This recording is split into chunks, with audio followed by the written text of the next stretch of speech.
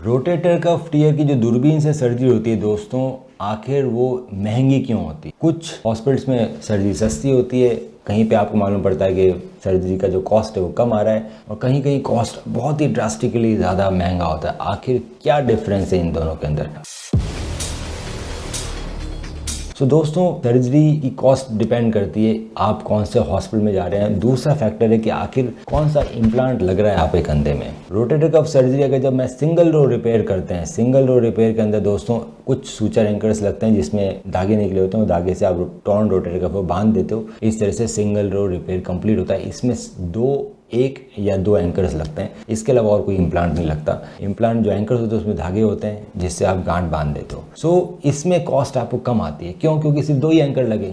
वहीं अगर हम रोटेटर कफ रिपेयर करते हैं डबल रो टेक्निक से, मतलब मीडियल रो में भी एंकर लगे, लेटरल रो में भी एंकर लगे, सो इसके अंदर दोस्तों फिक्सेशन बहुत ज़्यादा स्ट्रांग होता है। फिक्सेशन स्ट्रांग इसलिए होता है जैसे कि ये हमारा रोटेटर कफ है और यहाँ पे उसको चिपकना है। तो सिंगल रो रिपेयर में हम हल्के से 2 एंकर यहाँ डालेंगे और रोटेटर कफ को यहाँ लाके चिपका देंगे, यहाँ गांठ बांध देंगे। तो जो बोन टू टेंडन कांटेक्ट है वो छोटा है, इतना से ही चिपका है, तो इसके वापस फटने के, रीटियर होने के चांसेस ज़्यादा रहते हैं। इस वजह से जब सिंगल रो रिपेयर किया था तो वो सस्ता पड़ता है क्योंकि सिर्फ 2 ही एंकर लगे हैं। पर क्योंकि फिक्सेशन इतना अच्छा नहीं है तो आपका कंधा 1.5 महीने तक बांध दिया जाता है, उसको हिलाया नहीं जाता। उस वजह से आपके कंधे में फ्रोजन शोल्डर डेवलप हो जाता है इस 1.5 महीने में जब आप हिला नहीं रहे उसको बिल्कुल। तो 1.5 महीने के बाद जब हिलाया जाता है तो एक्सरसाइज कराई जाती है तो धीरे धीरे फ्रोजन शोल्डर खुलता है। बैक टू नॉर्मल आने में 4 से 5 या 6 महीने भी लग सकते हैं। क्यों? क्योंकि पहले आपको अपना कंधा खोलना है, फिर स्ट्रेंथनिंग चालू करनी है। इसमें भी क्योंकि ये छोटा सा ही चिपका है, बोन टू टेंडन कांटेक्ट कम है,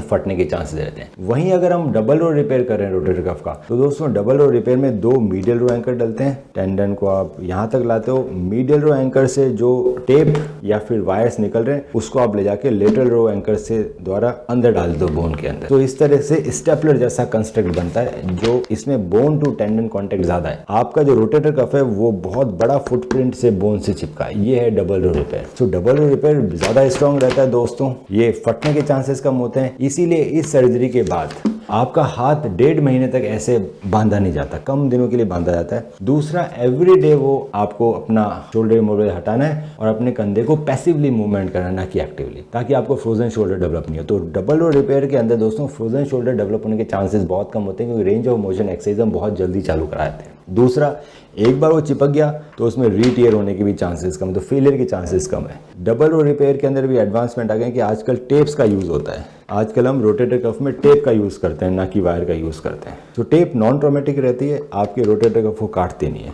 तो double row repair with tape with knotless technique, मतलब गांठ नहीं बांधनी, ये सबसे एडवांस टेक्निक है जिसमें आप बहुत जल्दी ठीक होते हो, फेलियर के चांसेस कम है और ये दूरबीन से होती है। बहुत कम छेद होते हैं कंधे में और ये सर्जरी परफॉर्म की जाती है। अगर आपको कोई भी डाउट है इस सर्जरी के बारे में या आपके हमारे में रोटेटर कफ ट्रेन टीयर लिखा हुआ है तो आप हमें अपनी हमारी व्हाट्सएप कीजिए, मैं डिटेल में हिस्ट्री बताऊंगा सबसे अच्छा टेक्निक क्या है उसको ठीक करने का। हम रखें आपका ख्याल।